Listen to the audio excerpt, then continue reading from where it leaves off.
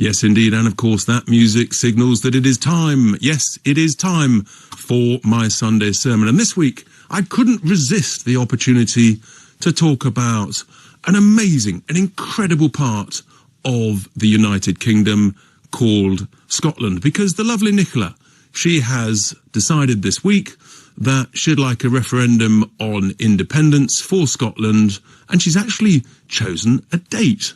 Next October the 19th of 2023. And there's all sorts of discussion about whether or not it's right to have a referendum and what the Scots may vote. And I'm thinking, well, hang on, folks. There's another 62 million people in the United Kingdom, and we've all been together for a fair while, in fact, over 300 years. And there's not enough chat about what's the impact on the rest of us of Scotland bailing out.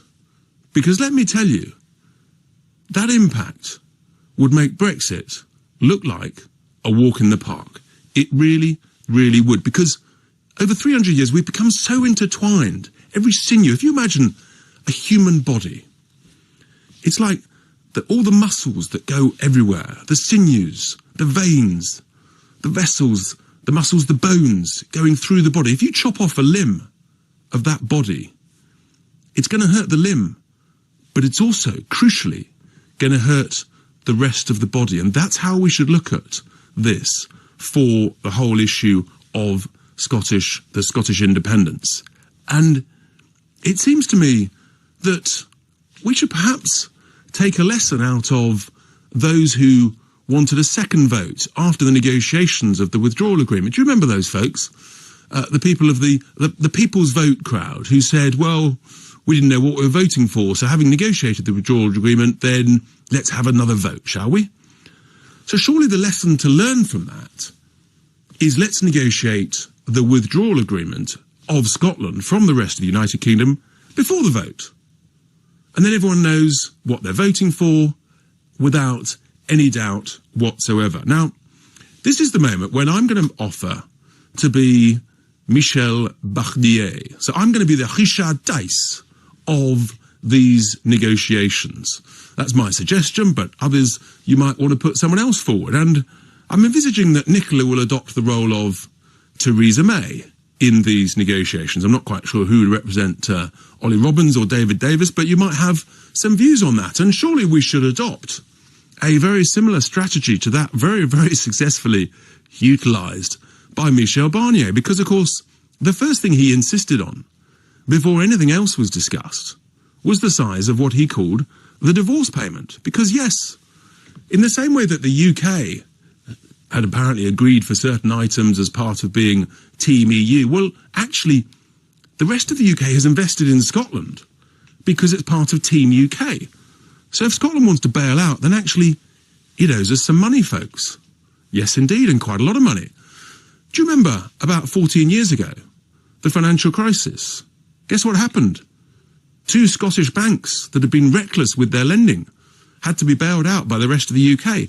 Over 50 billion quid was spent. Now, has Scotland got 50 billion quid spare, loose change? I don't think it has. But what it does have is something that actually Nicola, in her, what I think is a wrong quest, sort of virtue signalling thrust towards net zero.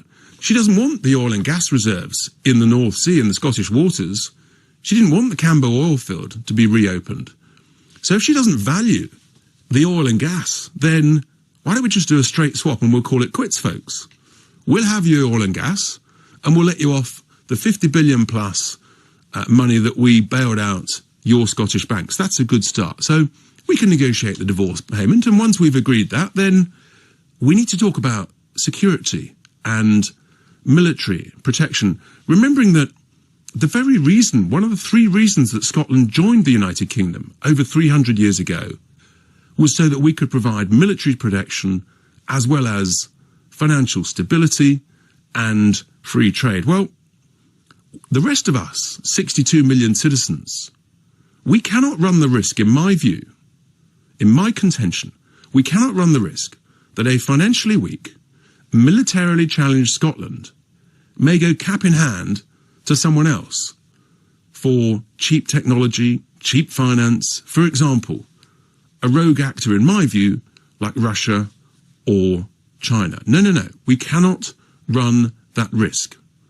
And never before has it been more relevant to ensure that we've got a nuclear deterrent. So I think the second part of the negotiation, having agreed the divorce payment, is that actually we make it crystal clear that all of our military facilities, in particular the nuclear facilities, will stay where they are.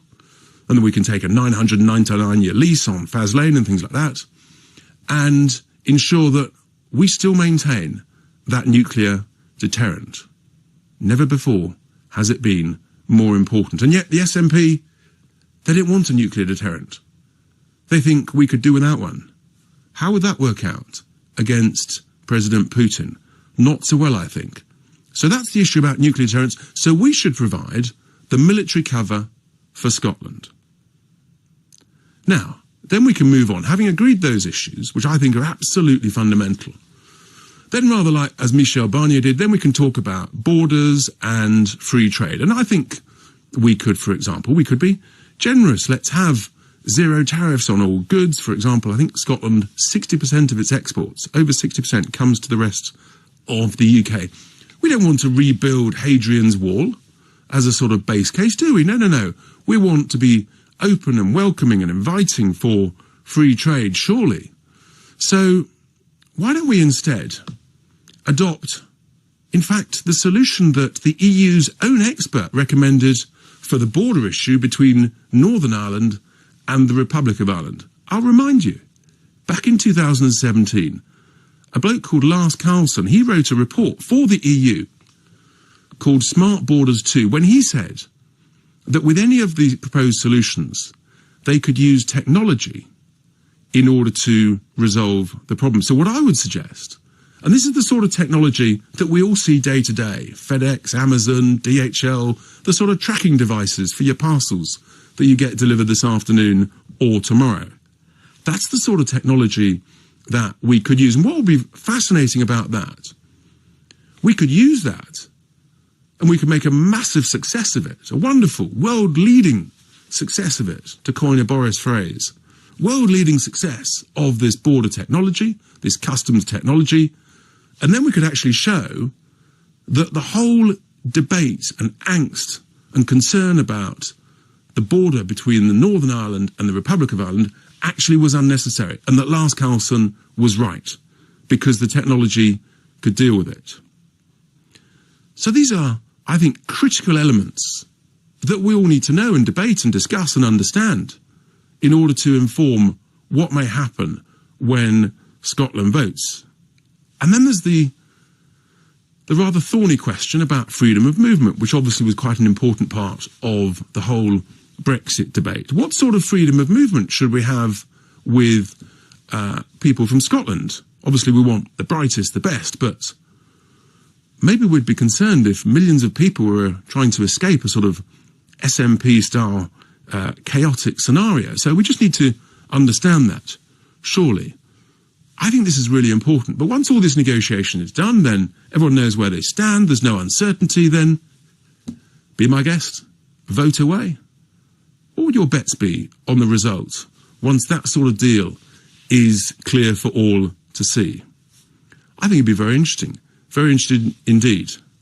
Give me your thoughts, your views, because here endeth my Sunday sermon.